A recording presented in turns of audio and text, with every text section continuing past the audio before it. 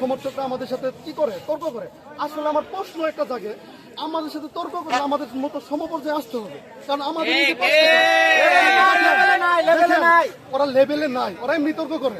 আর এখন আমাদের আজকে র্যালি দেখে অনেক আর্জেন্টিনা সাপোর্টার আমাদের কাছে আসতে চাই। আমি যারা যারা যারা আসতে চাই আমি তাদেরকে স্বাগত জানাই, গেঞ্জি দিব। শেরপুর সরকারি কলেজে অবশ্যই ব্রাজিল সাপোর্টার বেশি, এখানে আর্জেন্টিনা কোনো ঠাঁই নাই।